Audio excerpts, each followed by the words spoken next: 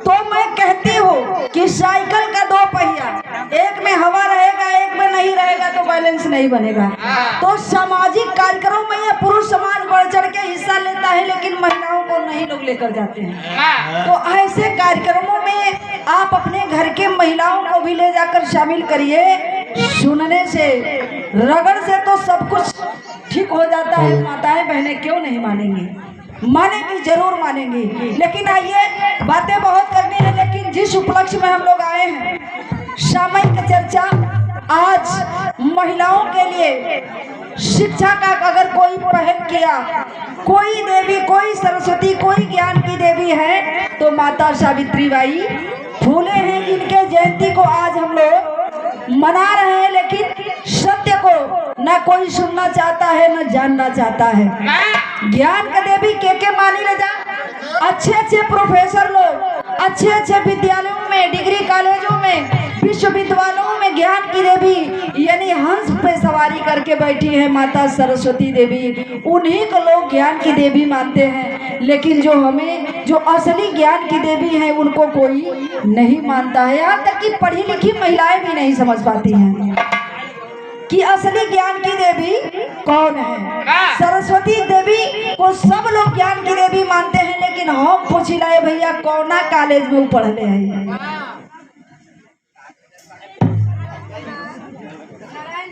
नारायण टोला से ओम प्रकाश की माता जी, आपके भी ओर से बहुत रुपयों का सम्मान, बहुत बहुत साधुवाद। तो वह ज्ञान की देवी सरस्वती देवी किस कॉलेज में शिक्षा लिया और किसको किसको ज्ञान बांटा, इसका कहीं कोई इतिहास नहीं है।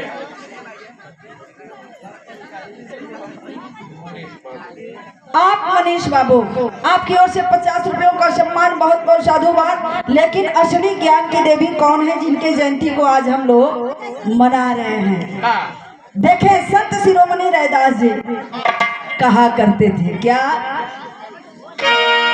कि पराधीनता पाप है, जान ले रे मी।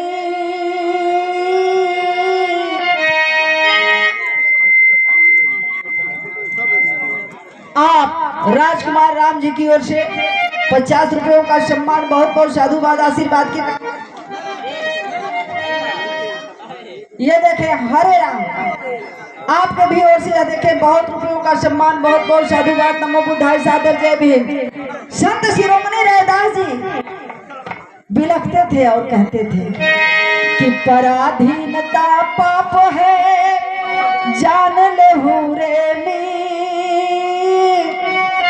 पराधीन रैदास से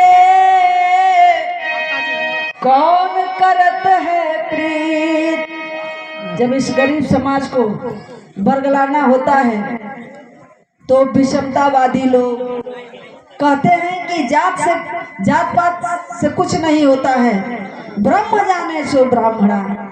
जो ब्रह्म को जान लिया वही ब्राह्मण है। चमार के घर में पैदा हुए रैदास जी चामे के कठौती में गंगा जी के बना दे, सोने का कंगन निकाल दे।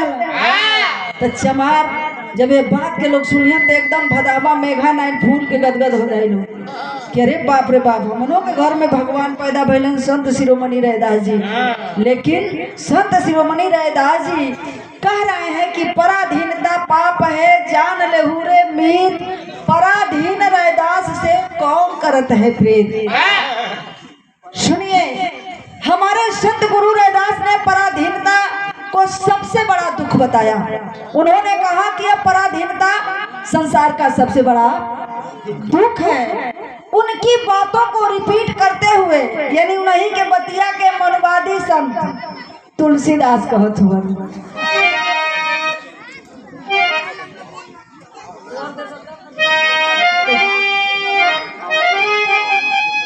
तुलसीदास कहत हुआ कि पराधीन सुख सपने हो, यानी पराधीन सुख सपने हो नहीं, यानी पराधीन को स्वप्न में भी सुख नसीब नहीं होता है। जिसके अंदर पराधीनता है उसको सपने में भी सुख नसीब नहीं होता है।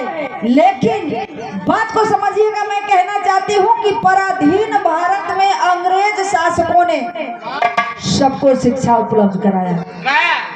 इस भारत देश में गरीबों को अगर शिक्षा नसीब हुआ है तो उसका भी सारा श्रेय अंग्रेजों को जाता है, जो हमारे देश को गुलाम बनाया, हमारे देश को लूटा, फिर भी हमारे देश को बहुत कुछ दिए अंग्रेज शासकों ने सबको शिक्षा उपलब्ध कराने की भरसक कोशिश की, जिनके कारण सर्व समाज के साथ साथ महिलाओं को भी शिक्षित करने का मौका मिला।